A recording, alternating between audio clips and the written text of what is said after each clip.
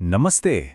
आज हम एक ऐसी क्लासिक कहानी की बात करने वाले हैं जिसमें एक बहुत ही मॉडर्न आज के ज़माने का मैसेज छिपा है। ये कहानी बड़े बड़े आइडियाज़ को बहुत ही सरल तरीके से हमारे सामने रखती है। तो सवाल ये है कि क्या होता है जब एक आत्मा, एक रूह सरकारी कागजों में ही खो जाए? सुनने में अजीब लगता है ना, पर यही सवाल हरिशंकर परसाई की मशहूर कहानी भोला राम का जीव का दिल है। ये कहानी हमें एक ऐसी दुनिया में ले जाती है जहां ब्यूरोक्रेसी, मतलब ये सरकारी कामकाज, इतना मजबूत है कि मौत के बाद भी आपका पीछा नहीं छोड़। अब देखिए, कहानी की शुरुआत पृथ्वी से नहीं बल्कि यमलोक से होती है, उसके भी सरकारी दफ्तरों से। और वहां कुछ बहुत ही गड़बड़ हो गया है। कुछ ऐसा हुआ है जो पहले कभी कभी नहीं हुआ।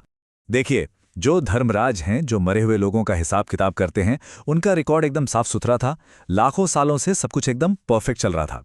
आत्माएं आती, उनके कर्मों का हिसाब होता और उन्हें स्वर्ग या नरक भेज दिया जाता। लेकिन एक केस ने पूरे सिस्टम को हिलाकर रख दिया। मामला था भोलाराम नाम के एक आदमी का। उसकी मौत हुए 5 दिन बीत चुके थे, लेकिन उसकी आत्मा वो हिसाब किताब के लिए पहुंची ही नहीं। सोचिए जरा, यमलोक में कैसा हड़कंप मच गया होगा। और जो यमदूत भोलाराम की आत्मा को लेने गया था, वो बेचारा खाली हाथ लौटता है। वो भी डरा सहमा हुआ। वो कहता है कि भाई, मैंने तो आत्मा को पकड़ लिया था, लेकिन जैसे ही हम चले वो मेरे हाथ से छूटकर कहीं हवा में ही गायब हो गई, मुझे चकमा दे गई। अब जब पूरा कॉस्मिक सिस्टम ही खतरे में आ गया, तो एंट्री होती है नारद मुनि की। वो फैसला करते हैं कि इस अजीबोगरीब गुमशुदगी की जांच के लिए वो खुद पृथ्वी पर जाएंगे। तो चलिए अब देखते हैं कि ये मामला आगे क्या मोड़ लेता है। ऊपर यमलोक में देवता लोग बड़ी बड़ी थ्योरीज बना रहे हैं कि कहीं किसी दुश्मन ने तो नहीं उठा लिया, या रेलवे वालों ने तो चोरी नहीं कर ली। लेकिन नारद मुनि, जिन्हें दुनियादारी की समझ है, उनका शक एक बहुत ही मामूली चीज पर जाता है। और उनका पहला सवाल ही इस कहानी का पूरा मजा, पूरा व्यंग्य सामने ले आता है। तो इस मिस्ट्री को सॉल्व करने के लिए नारद को सबसे पहले उस इंसान की जिंदगी के बारे में जानना होगा जिसकी आत्मा गायब हुई है। उन्हें पता लगाना होगा कि आखिर ये भोलाराम था कौन। वो भोलाराम के परिवार से मिलते हैं और वहां उन्हें पता चलता है एक ऐसी जिंदगी के बारे में जो सिर्फ मुश्किलों से भरी थी।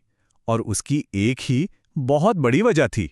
उसकी पत्नी बताती हैं कि उनकी मौत किसी बीमारी से नहीं हुई, बल्कि गरीबी की बीमारी से हुई।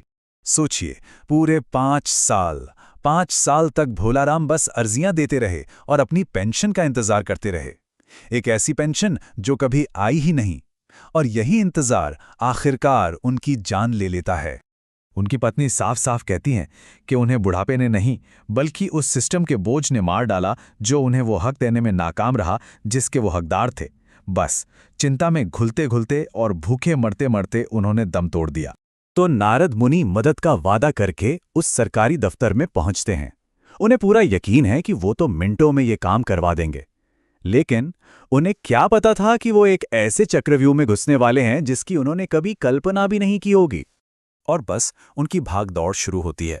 लेकिन पहले ही डेस्क पर उन्हें टालमटोल और बहानों की एक दीवार मिलती है। पहला क्लर्क उन्हें दूसरे के पास भेज देता है, दूसरा तीसरे के पास। हर कोई बस अपनी जिम्मेदारी किसी और के सर पर डाल रहा है और ये एक ना खत्म होने वाला सिलसिला बन जाता है।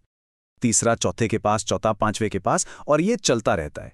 करीब करीब 30 अलग अलग डेस्क पर घूमने के बाद नारद को समझ आता है कि भाई वो कहीं नहीं पहुंच रहे, बस गोल गोल घूम रहे हैं। तभी एक क्लर्क उन्हें एक इशारा देता है, एक पहेली जैसी बात कहता है। वो कहता है कि भोलाराम ने अर्जियां तो बहुत भेजी थीं, पर उन पर वजन नहीं रखा था, इसलिए वो उड़ गईं। अब ये वजन क्या चीज है? यही तो कहानी का पूरा सार, पूरा व्यंग्य है।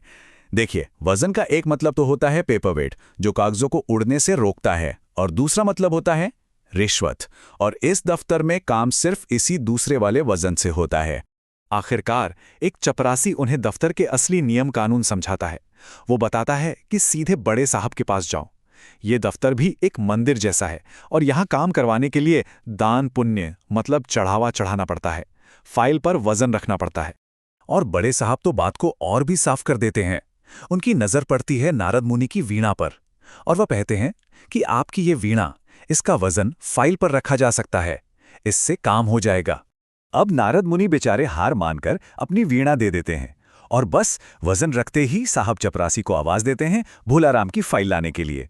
और यहीं से कहानी अपने सबसे चौंकाने वाले मोड़ पर पहुंचती है।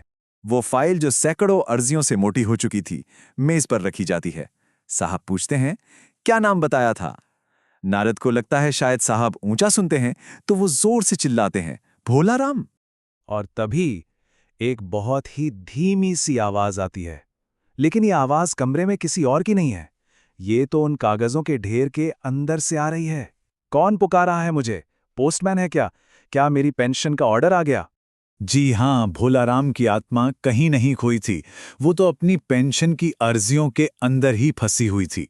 वो कहती है, मुझे स्वर्ग नहीं जाना, मैं अपनी दरख्वास्तें छोड़कर नहीं जा सकता। मतलब न्याय पाने की उसकी इच्छा मोक्ष पाने की इच्छा से भी कहीं ज्यादा मजबूत थी। और कहानी यहीं खत्म हो जाती है।